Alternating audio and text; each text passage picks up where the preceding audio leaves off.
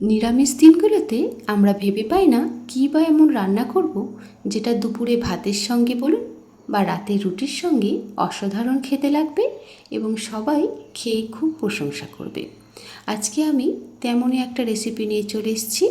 নমস্কার, আমি সাধনা, আর আপনারা রয়েছেন সাধনার সাথে সাধনার হেসেলে। আজকে আমার রেসিপি দই বেগুন। এই রেসিপিটা একেবারেই নিরামিষ একটা রেসিপি, আর রেসিপিটা এতটাই সুন্দর এবং খেতে এতটাই সুস্বাদু যে আপনারা একবার যদি খান তাহলে আর কখনোই কিন্তু ভুলতে পারবেন না।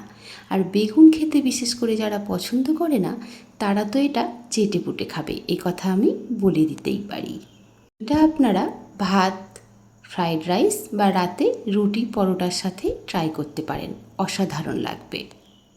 দই বেগুন বানানোর জন্য আমি এখানে নিয়ে নিয়েছি এইরকম লম্বা সাইজের দুটো বেগুন। বেগুনগুলো আপনারা একটু নরম দেখে কেনার চেষ্টা করবেন যাতে এর বীজটা খুব বেশি বড় না হয়ে যায়। দেখুন, আমি বেগুনগুলোকে এইরকম লম্বা লম্বি করে কেটে নিয়েছি। দেখুন, বেগুনগুলো কিন্তু একটু বীজ সেরকম বড় হয়নি, এইরকম দেখেই কিন্তু বেগুন নেবেন। এবার বেগুনগুলোকে আমি খুব ভালো করে ধুয়ে নেব। সেজন্য এখানে দিয়ে দিচ্ছি অনেকটা পরিমাণ জল দিয়ে বেশ ভালো করে বেগুনগুলোকে কিন্তু ধুয়ে নিতে হবে। দেখুন, এইভাবে হাত দিয়ে দিয়ে সমস্ত বেগুনগুলোকে ভালো করে ধুয়ে নিচ্ছি। দেখুন কতটা নোংরা বেরিয়েছিল। এবার জলটা আমি ফেলে দিয়েছিলাম। দেখুন কতটা পরিষ্কারভাবে বেগুনগুলো আমার ধুয়ে নেওয়া হয়ে গেছে। এবার এই বেগুনগুলোর মধ্যে দিয়ে দিচ্ছি 1 চামচ মতো লবণ এবং 1 চামচ মতো হলুদ গুঁড়ো। লবণ এবং হলুদ গুঁড়োটাকে দিয়ে খুব ভালো করে প্রত্যেকটা বেগুনের গায়ে মাখিয়ে নিতে হবে। দেখুন, এইভাবে হাত দিয়ে দিয়ে প্রত্যেকটা বেগুনের গায়ে লবণ এবং হলুদটাকে সুন্দর করে মাখিয়ে নিচ্ছি।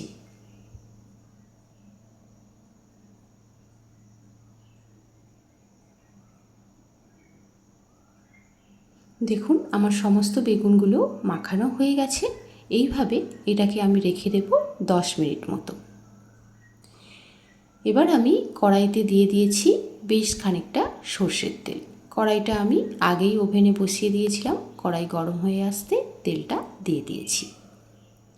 তেলটা যখন গরম হয়ে আসবে তখন বেগুনগুলোকে ছেড়ে দিতে হবে। বেগুনগুলো দেওয়ার সময় গ্যাসের ফ্লেমটাকে কিন্তু লোতে দিয়ে দেবেন। আমি এইভাবে 4 পিস করে বেগুন ভেজে নেব। একসাথে সব বেগুনগুলো দেওয়া যাবে না। এবার আমি একটা ঢাকনা চাপা দিয়ে দিয়েছি। ঢাকনাটা চাপা দিয়ে মিনিট 3 মতো আমি একটুখানি রেখে দেব। দেখুন, মিনিট 3 পর আমি চলে এসেছিলাম, ঢাকনা খুলে নিয়েছিলাম। দেখুন, বেগুনগুলোর এক পিঠ কিন্তু আমার হয়ে গেছে। তারপরে এইভাবে পরের পিঠটাও এইরকম লাল লাল করে ভেজে তুলে নিচ্ছি। বাকি বেগুনগুলো আমি ওই একইভাবেই ভেজে নেব। বেগুনগুলো ভাজা হতে থাক, ততক্ষণ আমি একটা মশলা বানিয়ে নিচ্ছি। দিয়ে দিয়েছি 1 চামচ চালমগজ, 2 চামচ মতো সাদা তেল, 4-5টা কাজু আর 7-8টা মতো কিশমিশ, অল্প একটু আদা, একটা কাঁচা লঙ্কা আর সামান্য একটু জল দিয়ে আমি একটা পেস্ট বানিয়ে নিয়েছিলাম। দেখুন, এদিকে আমার বেগুনগুলো ভাজা হয়ে গেছে। আমি এই বেগুনগুলোকেও তুলে নিচ্ছি। এই রকম লাল লাল করে বেশ সুন্দর করে বেগুনগুলোকে ভেজে নিতে হবে। খুব বেশি ঢাকা দেবেন না, তাহলে বেশি নরম হয়ে যাবে।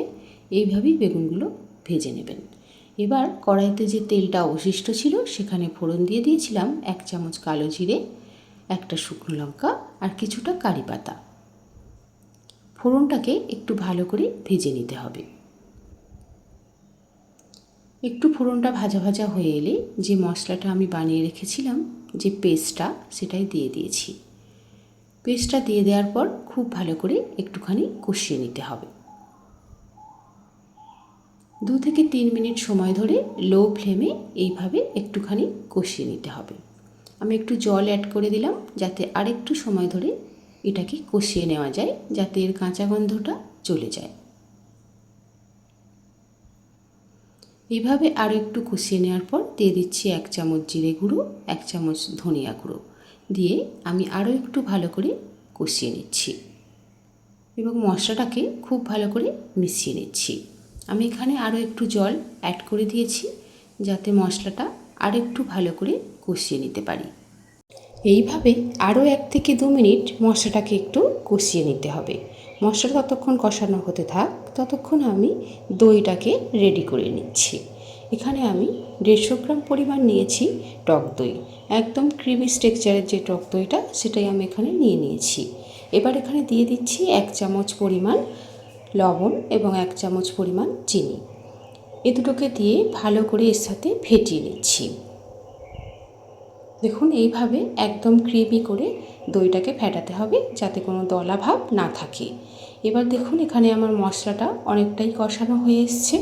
এবার আমি এখানে অ্যাড করে দিচ্ছি ফেটানো টক দইটা। ফেটানো টক দইটা দিয়ে খুব ভালো করে মশলার সঙ্গে মিশিয়ে নিচ্ছি। দেখুন এইভাবে খুব ভালো করে মশলার সঙ্গে দইটাকে মিশিয়ে নিতে হবে। এবার আমি গ্যাসের ফ্লেমটাকে একটু হাইতে দিয়ে দিয়েছি যাতে করে তাড়াতাড়ি গ্রেভিটা ফুটে ওঠে। দেখুন গ্রেভিটা আমার ফুটতে শুরু করে দিয়েছে। এই রকম যখন ফুটতে শুরু করে দেবে এখানে আমি অ্যাড করে দিচ্ছি আরও বেশ খানিকটা জল।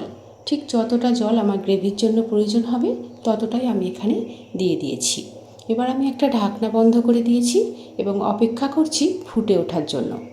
দেখুন আমার গ্রেভিটা ফুটতে উঠেছে, একেবারে টকবক করে ফুটতে শুরু করেছে। এবার আমি ঢাকনাটাকে খুলে নিয়েছিলাম। এখন আমি ভেজে রাখা বেগুনগুলোকে অ্যাড করে দিচ্ছি। সমস্ত বেগুনগুলোকে আমি দিয়ে দিয়েছি। এবার আমি ফুটতে দেব।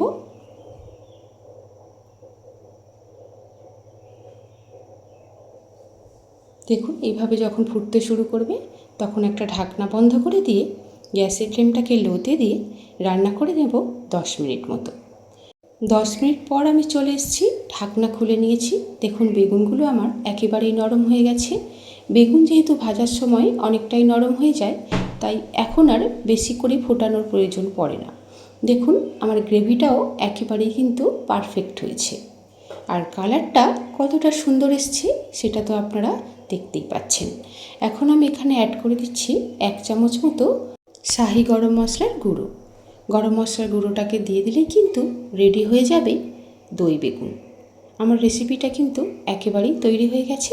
আমি গ্যাসের ফ্লেমটাকে অফ করে দিয়েছি। দেখুন কতটা সুন্দরভাবে এবং কতটা তাড়াতাড়ি এরকম একটা সুন্দর নিরামিষ রেসিপি বাড়িতেই বানিয়ে নেওয়া যায়। এটা খেতে কিন্তু ভীষণ সুন্দর হয়। আমি একটা প্লেটে সার্ভ করে নিচ্ছি। দেখুন বেগুনগুলোকে আমি তুলে নিচ্ছি। বেগুনগুলো কিন্তু আমার খুব বেশি নরম হয়ে যায়নি, একেবারেই গোটা গোটা আছে। আর এর গ্রেভিটা এবং এর কালারটা কতটা সুন্দর হয়েছে সেটা তো আপনারা দেখতেই পাচ্ছেন। এখন উপর থেকে আমি কিছুটা ধনিয়া পাতা কুচি ছড়িয়ে দিচ্ছি যাতে করে এটা স্বাদে গন্ধে আরও অতুলনীয় হয়ে ওঠে। আর একটা দিয়ে দিয়েছি পাকা লঙ্কা যাতে করে এটা দেখতে কিন্তু আরও সুন্দর লাগছে। এভাবে আপনারাও একদিন নিরামিষ দিনে বাড়িতে বেগুনের এই রেসিপিটা একবার ট্রাই করে দেখতে পারেন। কথা দিচ্ছি ভীষণ ভালো লাগবে। রেসিপিটা আপনাদের কেমন লাগলো আমাকে অবশ্যই কমেন্ট করে জানাবেন। আশা করছি রেসিপিটা আপনাদের ভীষণ ভালো লেগেছে। যদি রেসিপিটা আপনাদের ভালো লেগে থাকে তাহলে একটা লাইক করে দেবেন আর বন্ধুদের সঙ্গে অবশ্যই করে শেয়ার করে দেবেন যাতে করে তারাও এমন একটা সুন্দর রেসিপি বানিয়ে নিতে পারেন। আর আপনি যদি আমার চ্যানেলে প্রথম হয়ে থাকেন তাহলে চ্যানেলটিকে সাবস্ক্রাইব করার অনুরোধ রইল এবং পাশে থাকা বেল বাটনটিকে অবশ্যই প্রেস করে দেবেন যাতে এরকম নতুন ভিডিও আমি যখনই দেব আপনি সাথে সাথেই সেটা পেয়ে যান। ধন্যবাদ এতক্ষণ আমার সঙ্গে থেকে ধৈর্য ধরে আমার এই রেসিপিটা দেখার জন্য। আজ এখানেই শেষ করছি। দেখা হচ্ছে খুব তাড়াতাড়ি নতুন কোনো একটা রেসিপি নিয়ে। ততদিন আপনারা সবাই খুব ভালো থাকবেন এবং সুস্থ থাকবেন।